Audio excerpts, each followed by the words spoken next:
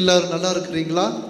நல்லா இருக்கும் ஃபாதர். ஒருத்தர் தான் சொல்றாங்க, நிறைய பேர் இருக்கிறாங்க. வாய் திறந்து சொல்லும், நல்லா இருக்கிறீங்களா? நல்லா இருக்கும் ஃபாதர். இன்னும் சத்தமா நல்லா இருக்கும் ஃபாதர். ஏனென்றால் நலமில்லாமல் இருந்தாலும் நலமாக்குற தெய்வம் இதோ உங்களிடையே இருக்கிறார். நீங்கள் எதிர்பார்க்கிற நலம் உலகத்தின் தேவைகளாக இருக்கலாம், உடல் சார்ந்த நலன்களாக இருக்கலாம். இவைகளுக்கெல்லாம் மேலான ஆன்மீக நலனை, ஆன்மாவின் நலனை இவரால் ஒருவரால் மட்டுமே கொடுக்க முடியும் என்பதை உணர்ந்தவர்களாக இந்த இறை செய்திக்கு நாம் கடந்து செல்வோம். இன்றைய நாளுக்குரிய தலைப்பு பாவ மன்னிப்பு, பாவ சங்கீர்த்தனம், ஒப்புரவு. அதனுடைய மாண்பையும் மகத்துவத்தையும் நாம் அறிகிற பொழுது நாம் எத்தனை பாக்கியம் பெற்றவர்களாய் இருக்கிறோம் என்பதை இறைவன் முன்னால் நம்மால் ஏற்றுக்கொள்ள முடியும். இதோ யோவான் எழுதிய நற்செய்தி அதிகாரம் 1 இறை வார்த்தை 29 மிக அழகாய் சொல்லுகிறது. இதோ கடவுளுடைய ஆட்டுக்குட்டி, ஆட்டுக்குட்டியாம் இவரே உலகின் பாவத்தை போக்குபவர். Praise the Lord, praise the Lord, praise the Lord, praise the Lord. நான் திருப்பி சொல்லலாமா? இதோ, இதோ, கைகளை நீட்டி சொல்லலாமே, இதோ இதோ கடவுளுடைய ஆட்டுக்குட்டி, கடவுளுடைய ஆட்டுக்குட்டி, இவரே இவரே உலகத்தின் பாவங்களை எல்லாம், உலகத்தின் பாவங்களை எல்லாம் போக்குபவர், போக்குபவர். Praise the Lord, praise the Lord. இயேசுவில் பிரியமான சகோதர சகோதரிகளே, பாவ சங்கீர்த்தனம், பாவ சங்கீர்த்தனம் என்பது என்ன? இறைவனுடைய இரக்கத்தை பெற்று தருகிற ஒரு கருவியாயிருக்கிறது. பாவத்திற்கு மன்னிப்பை பெற்று தருகிற மாபெரும் ஆறுதலுடைய சின்னமாயிருக்கிறது. பாவ பரிகாரத்தினுடைய அடையாளமாயிருக்கிறது. பாவத்தினுடைய தண்டனையாக ஒருத்தல்களை மனதார இறைவனுக்கு ஒப்பு கொடுக்கிற அடையாளமாயிருக்கிறது. மனமாற்றத்தினுடைய கருவியாகவும் திருமுழுக்கினுடைய இரண்டாவது ஒரு கருவியாகவும் இருக்கிறது என்றால் இந்த பாவ சங்கீர்த்தனம் எவ்வளவு மாண்புக்குரியது. பிரியமான சகோதர சகோதரிகளே, கடவுள் நம்மை புனிதராக வாழ படைத்தார். ஆனால் நம்முடைய வாழ்வு இப்படியாய் செல்லுகிறது.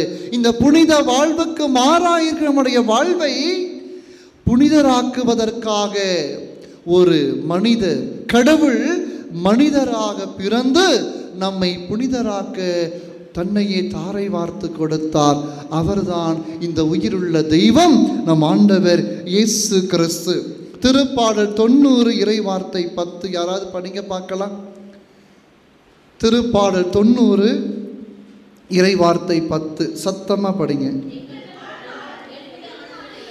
எங்கள் வாழ்நாள் 70 ஆண்டுகளே, வலிமை மிக்கோருக்கு 80. இதில் எஞ்சி நிற்பது துன்பமும் துயரமுமே என்று சங்கீத ஆசிரியர் அழகாய்ப்பார். இந்த நிலையில் இருக்கிற மனிதனுக்கு மனிதத்தின் வழியாக நிறைவை கொடுக்க அருமையான தெய்வம் நம்மிடையே பிரசன்னமாகி நமக்கு தருகிறார். திருப்பணிகள், திருத்தூதர் பணிகள் புத்தகம் அதிகாரம் 4 இறை வார்த்தை 12 யாராவது ஒருத்தர் டக்குன்னு. திருத்தூதர் பணிகள் அதிகாரம் 4 இறை வார்த்தை 12. இவராலே அன்றி வேறு எவராலும் மீட்பு இல்லை. Price the Lord, praise the Lord. எல்லோரும் சொல்லுவோமா? இவராலே அன்றி வேறு எவராலும் நமக்கு மீட்பு இல்லை.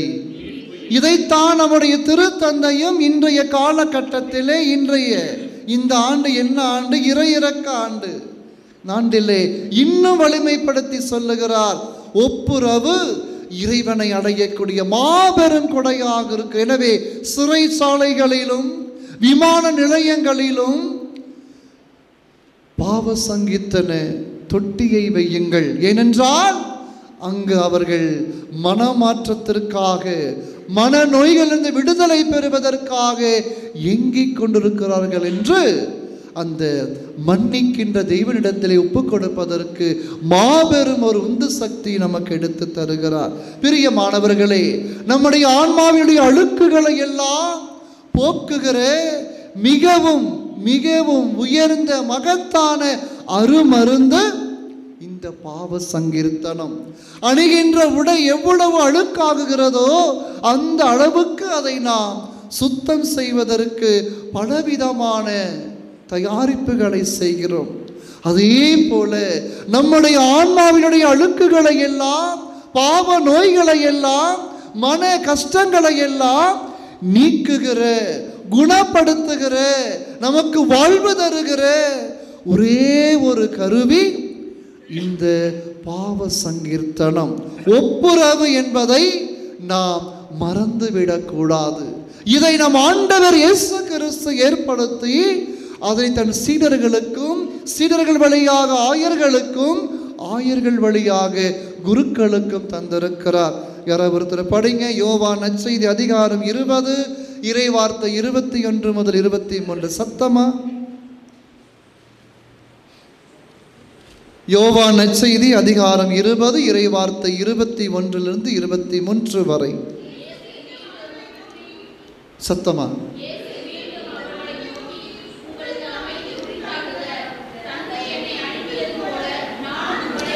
நானும் உங்களை அனுப்புகிறேன்.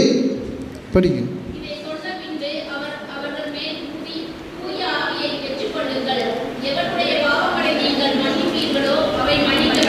எவருடைய பாவங்களை நீங்கள் மன்னிப்பீர்களோ அவை அவர்களுக்கு மன்னிக்கப்படும். Price the Lord. எனவே குருக்களும் ஆயர்களும் மனித நிலையில் அல்ல. இதோ இந்த திருப்பி நிறைவேற்றுகிற குரு பாவ சங்கீர்த்தனம் கேட்கிற பொழுதும் குரு குருவாக இல்லை, பிரசன்னா கிறிஸ்தி இயேசுவின் நிலையில் இருந்து இந்த திருப்பலி நிறைவேற்றுகிறார்.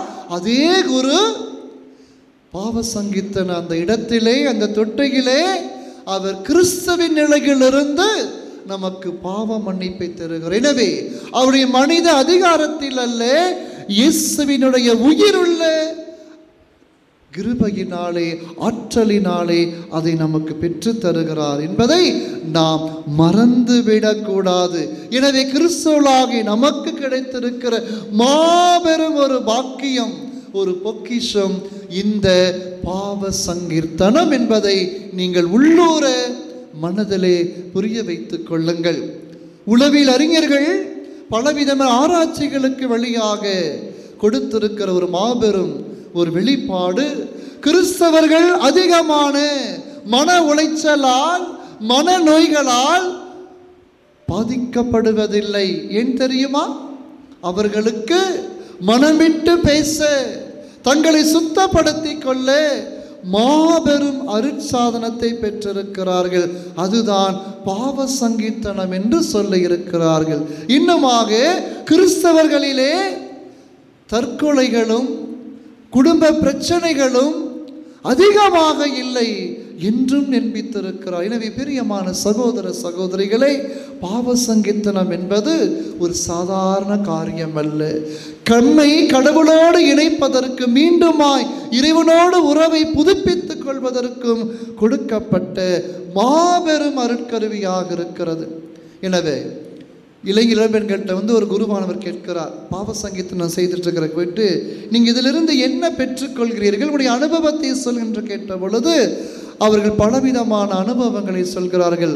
ஒரு இளைஞன் சொல்கிறான், மோட்சத்திற்கு போவோம் என்ற நம்பிக்கையை இந்த பாவ சங்கீர்த்தனத்தின் வழியாய் நான் பெற்றுக்கொண்டு என்று சொல்லுகிறார். இன்னொருவர் சொல்லுகிறார், நன்மைகளை செய்வதற்கு எனக்கு வலிமை கிறக்கிறது. ஒவ்வொரு முறையும் நான் பாவ சங்கீர்த்தனம் செய்கிற பொழுது எனக்கு நன்மைகளை செய்ய புதிய ஆற்றல் பிறக்கிறது என்று ஒரு இளைஞன் சொல்லுகிறான். இன்னொருவர் சொல்லுகிறார், வாழ்வை கட்டுப்படுத்தி ஒழுக்கமாக வாழ்வதற்கு எனக்கு விழிப்பை கொடுக்கிறது என்று சொல்லுகிறார். இன்னொருவர் சொல்லுகிறார், நான் செய்த பாவங்களுக்கு இறைவனே சிறு சிறு பரிகாரங்களை கொடுத்து என்னை தூய்மைப்படுத்துவதைப் போல உணர்கிறேன் என்று சொல்லுகிறார். இன்னொருவர் சொல்கிறார், என்னுடைய குற்ற உணர்ச்சிகளை எல்லாம் நான் ஒவ்வொரு முறையும் பாவ சங்கீர்த்தனம் செய்கிற பொழுது அது களைகிறது, அதிலிருந்து விடுதலையை கொடுப்பதாக நான் உணர்கிறேன். மீண்டுமாக ஒரு புத்துணர்வு என்னிலே பிறக்கிறது என்று சொல்லுகிறார். இன்னும் ஒருவர் சொல்லுகிறார், எனக்கு மன நிறைவும் மகிழ்ச்சியும் பிறக்கிறது என்று சொல்லுகிறார். இப்போ உங்கள்கிட்ட கேட்குறேன், உங்களுக்கு எப்படி? ஒரு சில பாவ சங்கீதம் செஞ்சுட்டு வந்திருக்கிறாங்க, செய்ய தயாராக நிற்கிறாங்க, இன்னும் நிறைய பேர் செய்வதற்கு தயாரித்து கொண்டு இருக்கிறீர்கள். உங்களுக்கு எப்படி இந்த அனுபவம்? இவற்றையெல்லாம் நீங்கள் நம்புகிறீர்களா? அமைதியா இருக்கிறீங்க. இந்த விமர்சனம் எல்லாம் சொன்னனே, இதெல்லாம் நீங்கள் நம்புகிறீர்களா? நம்புறேன்னு சொல்றவங்க கை தூக்குங்க. ஆஹா, ரொம்ப யோசிக்கிறீங்களே. நம்புகிறேன்னு சொல்றவங்க கை தூக்குங்க. நம்பினால் மட்டும் பத்தாது, இந்த அனுபவம் எனக்கும் கிடைக்கும் என்று ஏற்றுக்கொள்கிறீர்களா? Praise the Lord, praise the Lord. எனவே பிரியமான சகோதர சகோதரிகளே, கடவுள் மனிதனாக பிறந்து மனிதத்தை முழுமையாய் அனுபவத்தை வாழ்ந்து நம்முடைய பாவத்தினுடைய கழுவாயாக இருக்கிறார். ஆண்டவர் இயேசுவினுடைய உவமைகளிலே, தன்னுடைய வாழ்வினுடைய யதார்த்தங்களிலே மிக அழகாய் சொல்லுகிறார். காணாமல் போன ஆடு, காணாமல் போன காசு, காணாமல் போன அந்த ஊதாரி மையன், இவற்றின் என்ன சொல்லுகிறார்? நீ காணாமல் போயிருக்கலாம், துளைந்து போயிருக்கலாம், நான் உன்னை தேடுபவனாக இருக்கிறேன், உன்னை தேடிக்கொண்டே இருக்கிறேன் என்று சொல்லுகிறார். ஏனெனில் இறை வார்த்தை சொல்லுகிறது, மனம் திரும்புகிற பாவியை குறித்து விண்ணகத்திலே பெரிய மாபெரும் மகிழ்ச்சி உண்டாகும் என்று அழுத்தம் திருத்தமாக சொல்லுகிறது. எனவே நாம் இப்படிப்பட்ட மகத்துவம் வாய்ந்த இந்த பாவ அறிக்கையின் வழியாக நம்முடைய வாழ்வை இறைவனோடு இணைத்துக் கொள்வதற்கு, புதிய மனமாற்றத்தோடு இறைவன் தந்திருக்கிற இந்த வாழ்வை சுவைப்பதற்கு, நன்மைகளால் நிறைப்பதற்கு இறைவன் தந்திருக்கிற இந்த மாபெரும் இந்த பாவ சங்கீர்த்தனத்தை, ஒப்புரவை நாம் எப்படி பார்க்கிறோம், எப்படி பயன்படுத்தி கொண்டிருக்கிறோம், எப்படி தயாரிக்கிறோம் என்பதில் தான் நிறைவு இருக்கிறது. நீங்க எந்த ஒரு செயல் செஞ்சாலும் சரி, தகுந்த தயாரிப்பு பண்ணலினா அது முழுமையா நடக்குமா? எதுவாக இருக்கட்டும், நீங்கள் வீட்டிலேருந்து கோயிலுக்கு வந்து புறப்பட்டீங்க, அதுவும் ஒரு தயாரிப்பு தான். எந்திரிக்கணும், குளிக்கணும், ரெடி ஆகணும், வீட்டை பூட்டணும், ட்ரெஸ் பண்ணணும், வண்டி பிடிக்கணும், அல்ல டூ வீலர் எடுக்கணும், அதுவும் முறையாக வரணும். ரோடு மாறி போயிட்டீங்கன்னா வேற கோயிலுக்கு போயிடுவீங்க. தயாரிப்பில்லாத எந்த ஒரு நிகழ்வும் முழுமையை கொடுக்காது. அது அலங்கோலமாகத்தான் இருக்கும், ஆனாலும் அதனுடைய புனிதத்தன்மை மாறாது. அதே போலத்தான் பாவ அறிக்கை செய்கிற பொழுது நமக்கு தகுந்த தயாரிப்பு வேண்டும். பல முறை கேட்டிருக்கிறோம், அறிந்திருக்கிறோம், சின்ன குறிப்பிடத்தில் படித்திருக்கிறோம். மீண்டுமாக நினைத்து பார்க்க, சிந்தித்து பார்க்க, செயல்படுத்த இந்த நேரத்தை நாம் செலவிட உங்களை அன்போடு அழைக்கின்றேன். சின்ன குறிப்பிடத்தை 5 காரியம் வேண்டும். முதலாவது, செய்த பாவங்களை எல்லாம் நினைத்து பார்ப்பது. 10 கட்டளைகள், திரு அவை ஒழுங்குமுறைகள், சாவான பாவங்கள், தனி மனித வாழ்வில் நமக்கு இருக்கிற கடமைகள், பொறுப்புகள், சமுதாயத்தில் உள்ள நம்முடைய கடமைகள் என்று எல்லாவற்றையும் நாம் நினைத்து பார்க்கிறோம். நினைத்தால் மட்டும் பத்தாது, அதனுடைய கணாகரத்தை நாம் உணர்ந்திருக்கிறோமா? வெயிட் ஆஃப் த சின், நான் செய்த இந்த தவறினுடைய வலிமை என்ன, பலம் என்ன, அதனுடைய எடை எவ்வளவு, இதில் எனக்கு என்ன விளைவு, நான் யாருக்கு எதிராக செய்தேன், அவர்களுக்கு என்ன விளைவு என்பதை நாம் நினைத்து பார்த்திருக்க முன்வர வேண்டும். அப்பொழுதுதான் நல்லதொரு வருத்தம் நம்மிடத்திலே தோன்றும். அது இறைவனை பின்னால் நம்மை இழுத்து செல்லும். எனவே முதல் காரியம் நினைத்து பார்த்து, அந்த 2வது காரியமாக இந்த பாவத்தினால் ஏற்பட்ட விளைவு என்ன, consequences of the sin, இந்த பாவத்தினுடைய விளைவு என்ன என்பதை நான் நினைத்து பார்க்கிற பொழுது நாம் பல நேரங்களிலே நம்மீதே நமக்கு கோபம் வரும், ஒரு வெறுப்பு வரும், ஒரு குற்ற உணர்வு வரும். அந்த நேரத்தில் இறைவன் முன்னால் நம்மை தாழ்த்துவோம். ஊதாரி மைந்தன் தாழ்த்தினான், எல்லாவற்றையும் சுருட்டி எடுத்துக்கொண்டு தொலைநாட்டுக்கு சென்றான், செலவழித்தான். இறுதியிலே பன்றிகள் தின்னக்கூடிய அந்த நெற்றுகளால் தன் வயிற்றை பிறப்பிக்க நிரம்பினான், முடியவில்லை. அப்பொழுதுதான் உணர்கிறான், என்னுடைய வாழ்வுடைய அர்த்தம் என்ன, நான் இருக்க வேண்டிய இடம் எங்க, நான் வாழக்கூடிய வாழ்வு என்ன நினைத்து பார்க்கிற பொழுது அவனுக்குள்ளே ஒரு குற்ற உணர்வும் ஒரு உத்துளர்ச்சி வருகிறது. எழுந்து என் தந்தையின் இல்லத்திற்கு நான் செல்வேன். யாராவது படிப்பீங்களா? லூக்கா நற்செய்தி அதிகாரம் 5 இறைவார்த்தை 11. யாராவது ஒருத்தர்?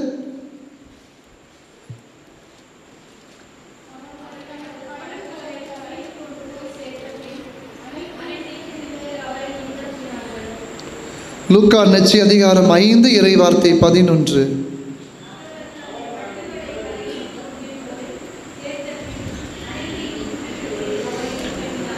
அறிவு தெரிந்தவராய் அவர் மீண்டுமாக தந்தையினுடைய இல்லத்திற்கு ஓடோடி வருகிறார். நம்ம அங்கே தான் நிறைய நேரத்தில் தவறு செய்கிறோம். சில மதங்கள் பார்த்து சொல்லுவாங்க, உங்களுக்கு என்னப்பா, என்ன தவறு செஞ்சிட்டாலும் பரவாயில்ல, போய் முழங்கால் படையிட்டு கேட்டிங்கன்னா பாவ மன்னிப்பு கிடைச்சிரும். அப்படி தான் ஒருத்தர் பாவ சங்கீதனை செய்கிறதுக்கு குருவானர்கிட்ட போகிறார்.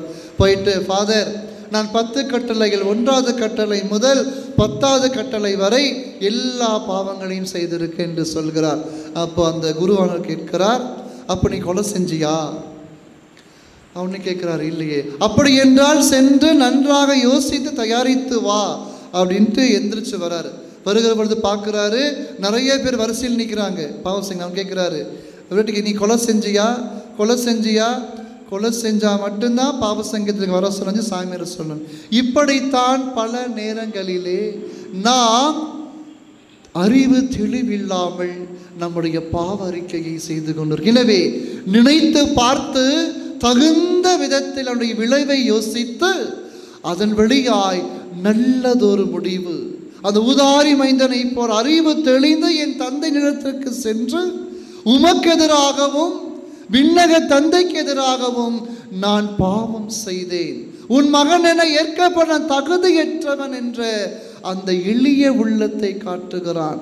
இது அவனுடைய எண்ணமாக இருக்கிற பொழுது தந்தையினுடைய அன்பு எப்படி இருக்கு பாருங்கள். அவன் சொல்வதை எதையும் அவர் கண்டுகொள்ளவில்லை. திரும்பி வந்து விட்டான், காணாமல் போயிருந்தான், திரும்ப கிடைத்து விட்டான். அவனுக்கு பழைய வாழ்வை கொடுங்கள், காலுக்கு காலணியும் கைக்கு மோதிரமும் உயர்ந்த ஆடைகளையும் கொடுத்து கொண்டாடுவோம் என்று சொல்லுகிறார். ஒவ்வொரு பாவ சங்கீர்த்தனமும் இந்த அனுபவத்தை இறைவனால் நமக்கு கொடுக்கப்படுகிறது என்பதை நாம் உள்ளூர பதிய வைத்துக் கொள்ள வேண்டும். பிரியமானவர்களே, பாவ சங்கீர்த்தனம் கடவுளுடைய மாபெரும் கொடையாக இருக்கிறது, நமக்கு கிடைத்த மாபெரும் வரப்பிரசாதமாக இருக்கிறது. எனவே நம்முடைய பாவத்திற்கு கழுவாயாக ஆட்டுக்குட்டியாய் ஆண்டவர் இயேசு நம்முடைய பாவங்களை எல்லாம் அந்த சிலுவை மரத்திலே அழித்து தன்னுடைய பரிசுத்தமான இரத்தத்தினால் நமக்கு மீட்பை தந்திருக்கிறார், கொடுத்து விட்டார். நம்முடைய அனுமதி இல்லாமல் நம்மை படைத்த தெய்வம் நம்முடைய அனுமதி இல்லாமல் நம்மை மீட்க மாட்டார். ஏனெனில் நம்முடைய சுதந்திரத்தை பயன்படுத்தி இறைவன் தந்திருக்கிற அற்புதமான இந்த அருட்சாதனங்களை பயன்படுத்தி மீண்டும் மீண்டுமாய் அவரோடு இணைவதற்கு நாம் முயற்சி எடுக்கிற பொழுது இறைவனுடைய அருளும் ஆசீரும் நம்மோடு இருக்கும். எனவே நம்முடைய மன ஆன்மை அழுக்குகளை எல்லாம் கழுவுவதற்கு, போக்குவதற்கு, மனநோய்களை எல்லாம் முழுமையாய் அகற்றுவதற்கு இறைவன் தந்த இந்த மாபெரும் அதிசயமான பொக்கிஷமான ஒவ்வொரு அருட்சாதனத்தை நாம் அடிக்கடி பயன்படுத்துகிற பொழுது நம்முடைய வாழ்விலே தெளிவும் நேர்கொண்ட பார்வையும் கடவுள் என்னை பார்க்கிறார் என்ற உணர்வும் விழிப்புணர்வும் அதிகமாய் தோன்றும். அது இறைவனோட பக்கத்தில் நம்மை இழுத்து செல்கிற, என்னுடைய அன்பை அதிகமாய் சுவைக்கிற அந்த இளைஞர் இளம்பெண்களை சொன்னதை போல நன்மைகள் செய்வதற்குண்டான வல்லமையை தருவதாய், குற்ற உணர்ந்து என்னை மாற்றி அமைப்பதாய், கடவுளுடைய ஆசிரை பெறுவதாய் இந்த பாவ சங்கீர்த்தனம் நம்மை மாற்றும் என்பதை நாம் புரிந்து கொள்ள வேண்டும். பழைய ஏற்பாட்டு வழிமுறை என்ன செய்வாங்க? பாவ சங்கீர்த்தன பொதுவான பாவ சங்கீர்த்தனம், ஆட்டுக்குட்டியை கோவிலுக்கு முன்பாக நிறுத்தி பகிரங்கமாக அனைவரும் பொதுவாக வெளிப்படையாக தங்கள் பாவங்களை எல்லாம் சொல்லி அந்த ஆட்டின் மீது வைத்து அதை பால் நிலத்திலே கொண்டு போய் விட்டு விடுவார்கள். அவை அல்லது பள்ளத்தாக்கிலே சென்று தள்ளி விடுவார்கள். அவை அங்கு இறந்து போகிற பொழுது தங்கள் பாவங்கள் மன்னிக்கப்பட்டதாக, போய்விட்டதாக, அகன்று விட்டதாக நம்பினார்கள். ஆனால் யோவான் நற்செய்தி அதிகாரம் 1 இறைவார்த்தை 29 அழகாய் சொல்லுகிறது. நாம் ஏற்கனவே படித்ததை போல பாவ பரிகார ஆட்டுக்குட்டியாக இதோ நம் ஆண்டவர் இயேசு ஆட்டுக்குட்டிகளின் இரத்தத்தினால் அல்ல, விலை மதிக்க முடியாத தன் இரத்தத்தினால் உங்களையும் என்னையும் உலகம் முழுவதையும் மீட்டெடுத்திருக்கிறார். அவர் வழியாகத்தான் எல்லா மனிதருக்கும் மீட்பு, அவர் வழியாகத்தான் நாம் விண்ணக வாழ்வை அடைய முடியும் என்பதிலே எந்த விதமான சந்தேகமும் இல்லை என்பதை நாம் புரிந்து கொண்டவர்களாய் நாம் வாழ வேண்டும். எனவே இப்படிப்பட்ட அற்புதமான இந்த பாவ அறிக்கையை நாம் செய்கிற பொழுது நமக்கு பலவிதமான உள்ளம் சார்ந்த நோய்களிலே விடுதலை கிடைக்கிறது. அதன் வழியாக உடல் வலிமை பெறுகிறது. இறைவனோடு இணைந்து வாழ்வதற்கு அது நம்மை இட்டு செல்கிறது. நம்முடைய பங்கினுடைய பாதுகாவலி தூய மகதலா மரியா பாவியான பெண் என்று ஒரு சிலங்களிலே சுட்டி காட்டப்படுகிறது. ஒரு சிலங்களிலே 7 பேய்களிலிருந்து ஆண்டவர் இயேசுவால் விடுவிக்கப்பட்டவர் என்று சொல்லுகிறது. கடந்த வாழ்வு முக்கியம் அல்ல, மீட்டெடுக்கப்பட்ட இந்த புனிதனுடைய வாழ்வு எப்படி இருந்தது? துணிச்சல், உண்மையான சீடத்துவ வாழ்வு, கள்ளம் கபடம் இல்லாத அன்பினால் ஆண்டவர் இயேசுவோடு தன்னை இணைத்து கொண்டார். பிறர் என்ன சொல்லுகிறார்கள், பிறரை எப்படியெல்லாம் பேசுகிறார்கள், எனக்கு கவலை இல்லை, என் தெய்வம் என் முன்னே இருக்கிறார் என்பதை அவர் தன் வாழ்விலே வாழ்ந்து காட்டினார். இயேசுனுடைய வாழ்க்கை பயணத்திலே அவரும் பங்கெடுத்தார். அவரோடு சென்று இயேசுனுடைய பெண் சீடர்களிலே முதன்மை வாய்ந்தவராக இருந்தார். இயேசுவினுடைய அந்த பாடுகளிலே அன்னை மரியாவோடு உடன் சென்றவராக இருந்த அனைவரும் ஓடி போனார்கள். இறைவார்த்தை சொல்லுகிறது, ஓடுகிற பொழுது துணி அவிழ்ந்து விடுவதை கூட காண முடியாமல் அவர்கள் பயந்து ஓடினார். ஆனால் துணிச்சல் மிகுந்த பெண்மணியாய் இயேசுவினுடைய அன்பினால் ஈர்க்கப்பட்டவராய் இயேசுவின் பாடுகளிலே பங்கெடுத்தார். அவருடைய இறப்பிலும் அவர் பங்கெடுத்தார். இறந்தவுடன் கல்லறை அடக்கம் செய்திருக்கிற நேரத்திலே கடந்த நாட்களே வந்த இறை செய்தியை படித்திருப்போம். இருள் நீங்கும் முன்பாகவே ஆண்கள் கூட வெளியே வர பயந்த நேரத்திலே மகதலா மரியா இயேசுவால் மீட்கப்பட்ட ஆட்கொள்ளப்பட்ட இந்த புனிதை இருள் நீங்கும் என்றே கல்லறைக்கு சென்று தேடுகிறார். அங்குமிங்குமாய் தேடுகிறார், பயம் அறியாதவளாய். ஏன்? என் ஆண்டவர் என்னோடு இருக்கிறார், இயேசு இறந்தாலும் உயிர்ப்பார் என்று நம்பின முதல் நற்செய்தியாளராய் இருக்கிறார் என்றால் அது மிகையாகாது. எனவேதான் தேடுகிறார். இயேசுவே முதல் சாட்சியமாக காட்சியாக தன்னை காண்பித்து, மரியா என்னை இப்படி பற்றி கொள்ளாதே என்று அவரை நிறைத்து முதல் நற்செய்தியாளராக அனுப்புகிறார். திருத்துதர்களுக்கெல்லாம் திருத்துதராக நீ சென்று என்னுடைய சகோதரர்களுக்கு தெரிவி, நான் உயிர்த்து விட்டேன் சென்று சொல்லுகிறார். நான் ஆண்டவரை கண்டேன். யூத சமுதாயம், ஆணாதிக்க சமுதாயத்திலே ஒரு பெண் சொல்லுகிற வார்த்தை அவ்வளவு முக்கியத்துவம் பெறாது, ஒரு பொருட்டாக கருதப்படாது.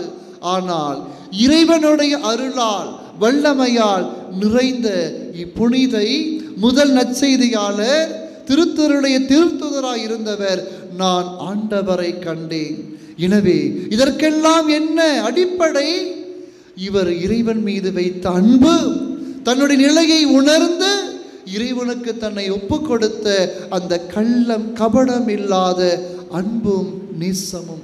பிரியமானவர்களே, இந்த தெய்வம் இன்று நம்மையும் பார்த்து கேட்கிறார். அதே பேற்றை, அதே மகத்துவத்தை உங்களுக்கும் எனக்கும் தருகிறார் என்றால் அதற்கு அடிப்படை இந்த நற்கருணையும் பாவ சங்கீர்த்தனமும் தான் என்பதை மறந்து விடாதீர்கள். கடந்த ஏப்ரல் மாதத்திலே பிரிவினையை சார்ந்த அந்த பிரிவினை தலைவர்கள் ஓடோடி வருகிறார்கள் திருத்தனிடத்தில். நாங்கள் மீண்டுமா எங்களை கிறிஸ்துவத்தோடு இணைத்துக் கொள்வீர்களா? நாங்கள் எல்லாவற்றையும் பேசுகிறோம், ஆனால் கிறிஸ்துவத்தில் இருக்கிற இந்த அற்புதமான இந்த நற்கருணை அழியாத உணவு எங்களுக்கு இல்லை.